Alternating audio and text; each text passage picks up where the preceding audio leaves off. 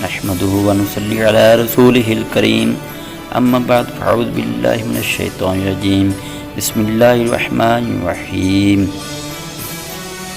ترجمہ القرآن ما خزائن العرفان فی تفسیر القرآن المترجم اعلیٰ حضرت امام احمد رضا خان بریلوی رحمۃ اللہ تعالی مولانا سید محمد نعیم الدین صاحب مراد آبادی اعوذ باللہ من الشیطان الرجیم بسم اللہ الرحمن الرحیم اتل ما اوحی الیک من الکتاب واقم الصلاۃ ان الصلاۃ تنہی عن الفحشاء والمنکر ولذکر اللہ اکبر۔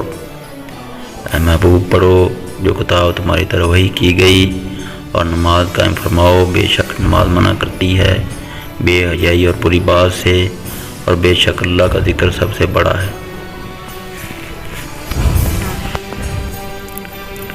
یعنی قرآن شریف کی اس کی تلاوت عبادت ہے، اور اس میں لوگوں کے لیے ہند و نصیحت بھی اور احکام و آداب مکارم اخلاق کی تعلیم بھی، یعنی ممنوعات شریعہ سے۔ لہذا جو شخص نماز کا پابند ہوتا ہے، اس کو اچھی طرح ادا کرتا ہے، نتیجہ یہ ہوتا ہے کہ ایک نہ ایک دن وہ ان برائیوں کو ترک کر دیتا ہے جن میں مبتلا تھا۔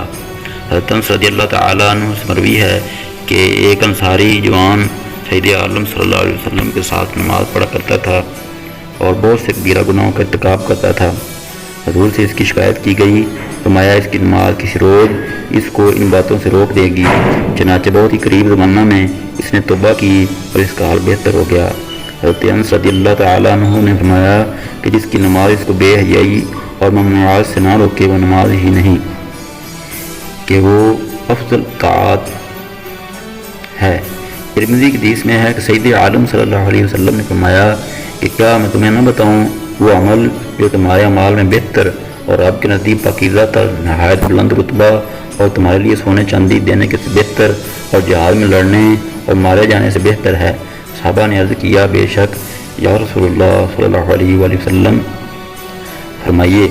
آپ صلی اللہ علیہ وسلم نے فرمایا وہ اللہ تعالیٰ کا ذکر ہے۔ ترمذی ہی کی دوسری حدیث میں ہے کہ صحابہ رضی اللہ تعالیٰ نے حضور صلی اللہ علیہ وسلم سے دریافت کیا کہ روز قیامت اللہ کے نزدیک کن بندوں کا درجہ افضل ہے؟ حضور پاک صلی اللہ علیہ وآلہ وسلم نے فرمایا بکثرت ذکر کرنے والوں کا۔ صحابہ نے عرض کیا خدا کی راہ میں جہاد کرنے والا؟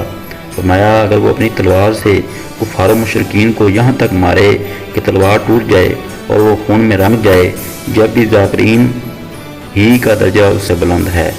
سبحان اللہ الا ما شاء اللہ، وآخر دعوانا ان الحمد للہ رب العالمین۔